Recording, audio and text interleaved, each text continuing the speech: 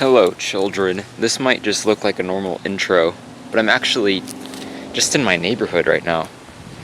And amazingly, right behind me is this beautiful Sandhill Crane.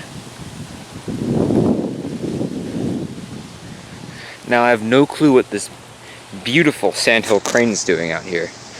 I normally don't see them in these urban areas, and if I do, they're in areas where I know for sure that I see them quite often. Now here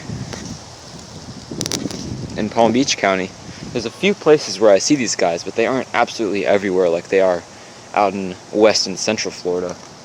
I do see these guys sometimes at the park I volunteer at, sometimes at the Waxahachie National Wildlife Refuge, but I've never seen one near here. And this one's just right at the road. Now, as you can see, I'm keeping quiet to not scare this bird. But as you can see, this bird's letting me get quite close to it. And compared to me, this bird looks absolutely massive. But this species could actually grow much bigger than this. Now, listen.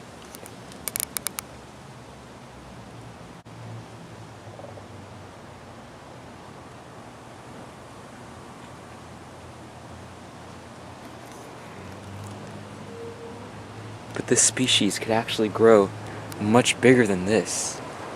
This is the resident South Florida subspecies. Now, the resident South Florida subspecies is kind of a dwarf version of the migratory subspecies. Now, during their migration season, we'd actually get both this subspecies and the migratory subspecies, which is actually taller and larger than this one. Now, color pattern wise, it's exactly the same. Even though sandhill crane feathers are naturally gray, the reason many individuals in the wild appear brown in coloration is because part of their preening process is actually rubbing soil into their feathers using their beak. Even though this was definitely an unusual setting to see a sandhill crane at, it was still incredible to finally see this behavior for the first time. I don't know if this seems a little too far-fetched, but I actually have a little bit of a theory as to why this one is letting me get so close to it and film it.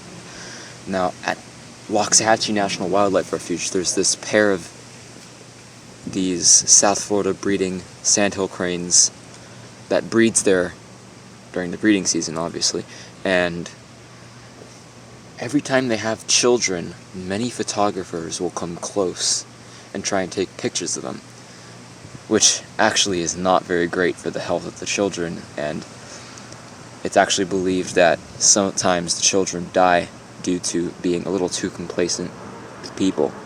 Now, I believe this actually might be one of the children right here from that Waxahachie pair, and the reason it's letting me and other people get so close to it is because it's been used to seeing birders taking pictures of it since a very young age.